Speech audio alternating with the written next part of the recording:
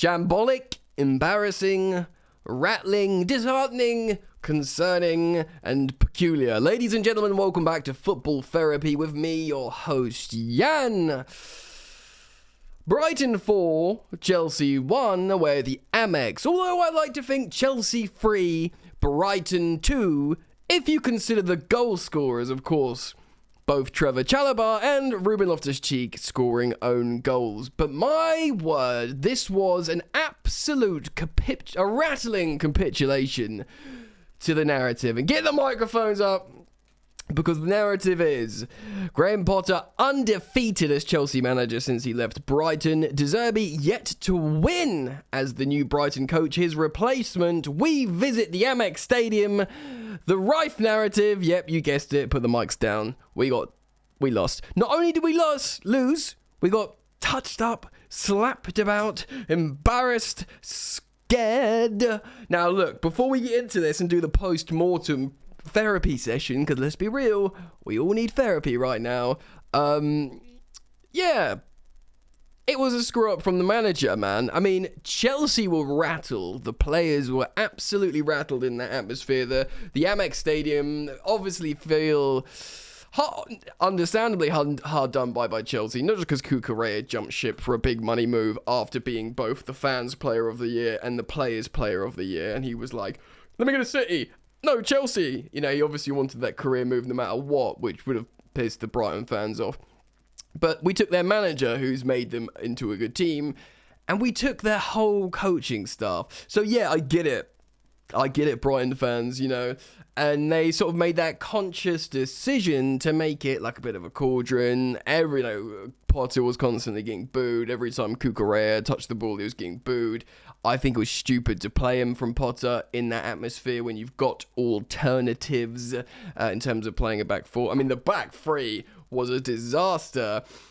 And what pissed me off, amongst many things, was the players. Firstly, the players were real bad, but with Potter, the pre-match narrative going around from social media accounts in different platforms, like mine. Not that I said this, but platforms like mine was, well, Chelsea are a much better team than Brighton. You know, they're playing well, and Brighton are yet to win under the coach. But Graham Potter knows those players backwards.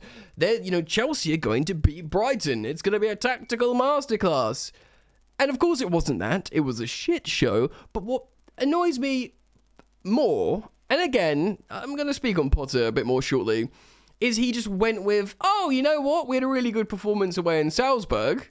Let's just do that again. YOLO. Mate, we've said it here on the channel. Well, I've said it on the channel. That was great against Salzburg. You know, they were, to speak about beating records, they were unbeaten for 40 games at home, RB Salzburg. But they're used to winning as well. Granted, it's a different league, etc. But it was a great performance. But I said you can't do that in the Premier League. But we tried it in the Premier League. He just straight up YOLO'd it. It was like, that worked. Let's just try that. What happened to this tactical masterclass breaking down your previously managed team, brother? No magic there, Potter. And it was disappointing, man.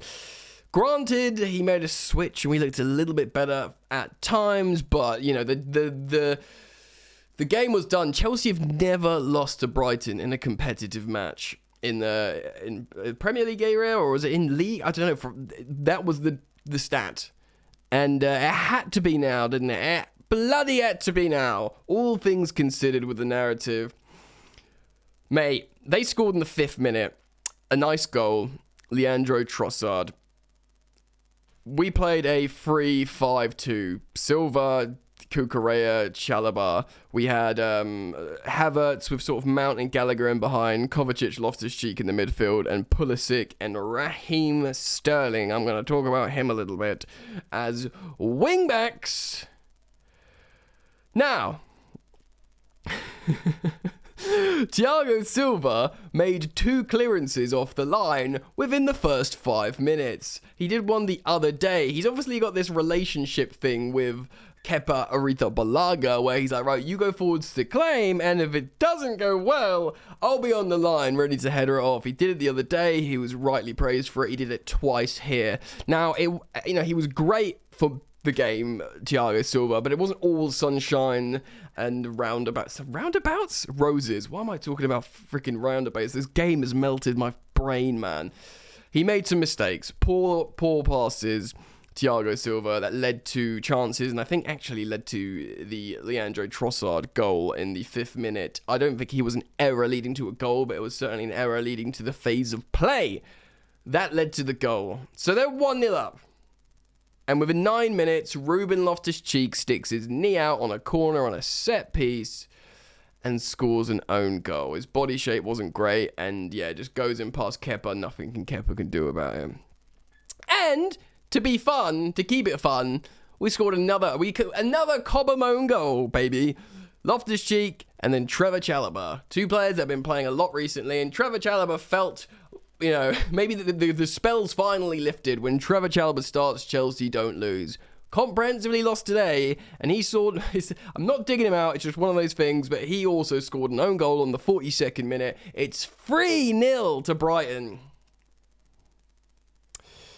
before half-time.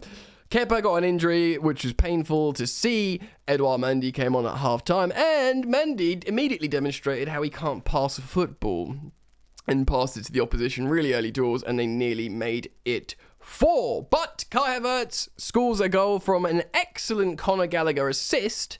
Perhaps poor goalkeeping from Sanchez. It kind of goes through him a little bit, but that's at the beginning of the second half, in the 48th minute, and you think, come on, change the shape.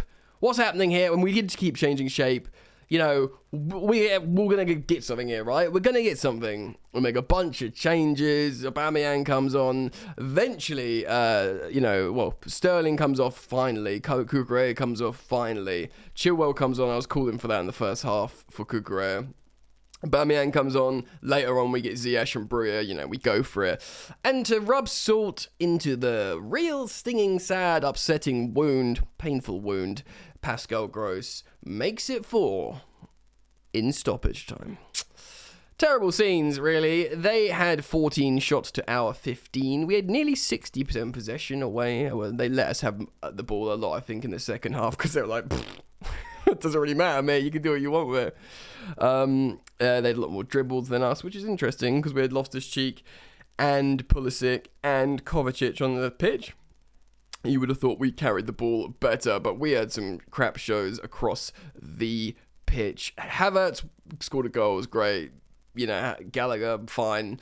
Mount had a couple of good moments, but I saw loads of poor moments. Loads of people, you know, rightly digging out the wing-backs. There was a moment where Gallagher missed a shot or forced a save from Sanchez, and then Pulisic finished up and kicked it wide. And Gallagher had it was a good chance, but fair enough, it was saved. But Pulisic needed to sink that.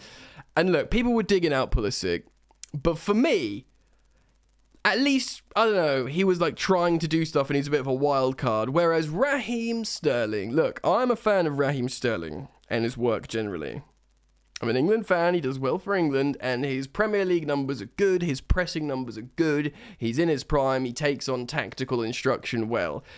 Dude needs to ride the friggin' bench. He needs to ride the bench. Every time he got forward into that final third, he broke down the attack. Now, Man City fans have called this before. I'm not turning on Raheem Sterling, I like him, but man, not good. Not good. Should we talk about player performances? The own goals are unfortunate. They are what they are. But if we don't have them, you know, the game's different, obviously. But they're both set piece own goals. I think it's just when you're rattled. They was just rattled. Loftus-Cheek certainly not his best game. He ended up playing right back for a bit as well. Loftus-Cheek for Chelsea has played striker, right winger, number 10. Obviously the attacking things under Antonio Conte. He's played sweeper under Thomas Tuchel. He's played right wing back, right back. He's played in the double six. He's played as a number 8. Like I said, he's played everywhere on the pitch, up, bottom, and the right hand side. The ultimate utility man. Can be really good, not good today, and I understand why people are frustrated with him.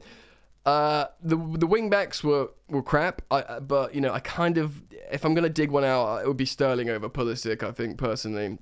Yes, people are rightly frustrated they Pulisic missed, but come on, like, it's just it worked with Salzburg. He shouldn't have done it in the Premier League. That's on Potter. Kovacic had good moments, got booked, whatever. The bench players, Chilwell didn't get a chance to. You know, when you come off the bench into this shit show, it's so difficult to like assert yourself. You know, shout out to Bruyere and Aubameyang, a couple of good moments each for coming on. Fleeting though, didn't get a chance. You know, Aubameyang immediately hit a good long shot. Probably should have come on earlier. Ziyech, what are you even doing here, man? Like, no, you know, it's not your fault. You don't play, but you know, Dennis Zakaria is a footballer somewhere as well. So I don't know what the hell's going on. Look, man, it's the fat L we need to take a move on. I get it. It sucks. It's Brighton. The narrative, the people across, like, you know, non-Chelsea fans, neutrals and Brighton fans are going to be rubbing one out over this. They're going to love it. The big money company that stole away the little club's player, staff and manager went there and they got slapped about. It's frustrating. I believe Graham Potter is the type of manager that will learn and adapt from this. He's not a dogmatic, philosophical coach that has his ideas my way or the highway. He will go, right, well, that didn't work, and we can't do that again. Yes, the really offensive wing-backs in Europe or whatever, you know, against these certain teams, against RB football, but not here, brother. Bring in Denzel Dumfries. Bring me a new CDM. Don't start Cucurella against the... Of course he was going to get, you know, loads of crap. You got to protect these players in this scenario. Of course he would have been like, Gaffer, I can do it or whatever. But I don't know. I feel like for a guy who's got this, you know, master's degree in leadership and emotional intelligence, he needed some emotional and social intelligence for this scenario. I mean, he knew he was going to get booed, the manager, Potter. He got booed. It was, you know, the theatre was there, the pantomime and stuff. That was always going to happen. But dude should have been better prepared for this. He probably thought they were going to play a back three. They played a back four. Pascal Gross playing at right back and playing really well, by the way. Trossard continuing his good form. You know, we scored 2 own goals, but they were absolutely good for that scoreline.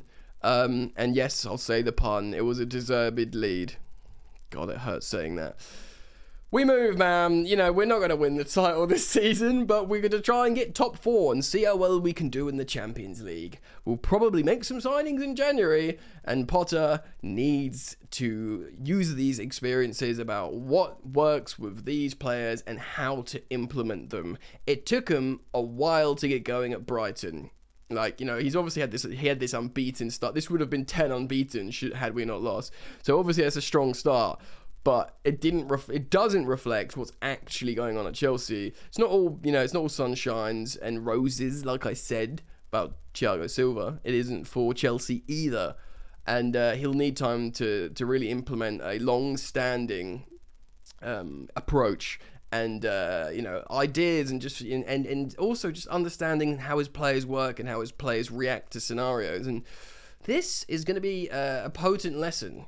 There'll be people upset with Graham Potter, and rightly so, I am, but absolutely, this is what we bought into, mate. If you're going to do it long term, this is what the bosses want. They've got ideas, they want to build a project beyond the immediate Chelsea club, and, you know, like we talked about the satellite clubs and then the global project, but that feeds into Chelsea, and it will ultimately make Chelsea better. You got to sit and stomach it for a long time.